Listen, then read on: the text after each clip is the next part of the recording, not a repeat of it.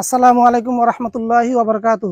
আমরা এখন আছি শ্রীবন্দর থানা, দিনাজপুর জেলা, আন্দারমুয়া গ্রামের পশ্চিম পাড়া মসজিদ। এই পাড়াটা একেবারে গরিব পাড়া। এখানে লোকজন খুব দিন আনে দিন খায়, এরকম একটা অবস্থা। তারপরে অনেক কষ্ট মষ্ট করে দীর্ঘদিন ধরে মসজিদের কিছু কাজ করছে আর কি।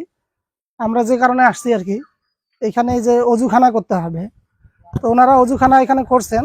তো অজুখানাটা করার পরে দেখা যাচ্ছে যে অনেক নিচু হয়ে গেছে, যার কারণে এটা ব্যবহার উপযোগী এখন পর্যন্ত করা সম্ভব হয় নাই।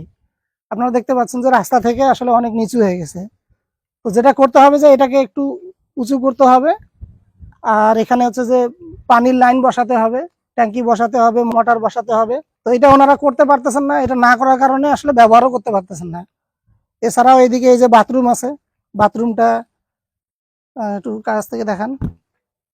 বাথরুমটাও ওনারা এই পর্যন্ত করতে পারছেন। এভাবে প্রায় 2 বছর বা তারও বেশি সময় ধরে পড়ে আছে, তাই না? আমাকে একটু বলেন কি কি লাগবে আর খরচটা কেমন হবে? খরচের অ্যামাউন্টটা প্রায় 60 থেকে 70,000 টাকা অ্যামাউন্ট হলে হয়তোবা এনাফ হবে। আর মেইনলি হলো 60-70 হাজার কি কি কি করবেন এটা একটু? এইখানে সড়ক থেকে লেভেলটা একটু নিচা হয়ে গেছে, সেটা একটু হালকা উঁচু করার লাগবে, দুইটাই উঁচু করতে হবে। এবং কি ট্যাঙ্কি, মোটর, পানির লাইন, এভরিথিং বলতে এই ওয়ালটা সহ একটু উঁচু করতে হবে। আর উজুখানা সানসেট করতে হবে। বাথরুমে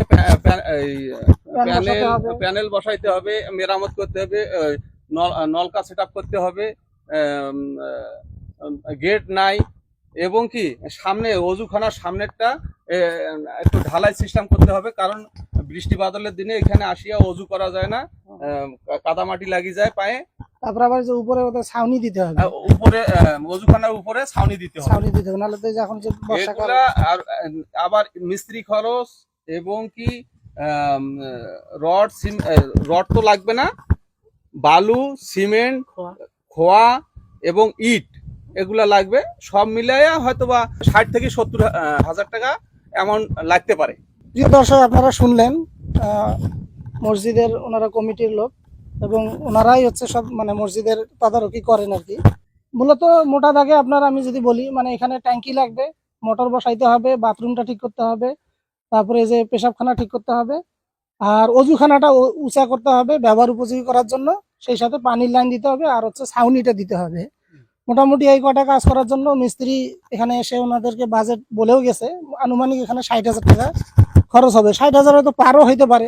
অনেক সময় দেখা যায় যে কাজ শুরু করলে খরচটা তখন কিন্তু আরো বের হয়, আরো বিভিন্ন খরচ বের হয়।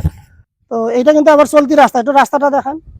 এই রাস্তার লোকজনও কিন্তু এখানে নামাজ পড়ার সুযোগ পায় না, কারণ ওরা যে আসে এখানে অজু করবে বা ইয়া করবে, ওরকম কোনো ব্যবস্থা নেই। আছে, কিন্তু এটা সচল নাই। তো এটা যদি সচল হয়, এখানে যারা পথিক আছে, যারা এই রাস্তাঘাট দিয়ে যাবে, ওনারাও তখন এখানে অজু করতে পারবে, প্রয়োজন সারতে পারবে।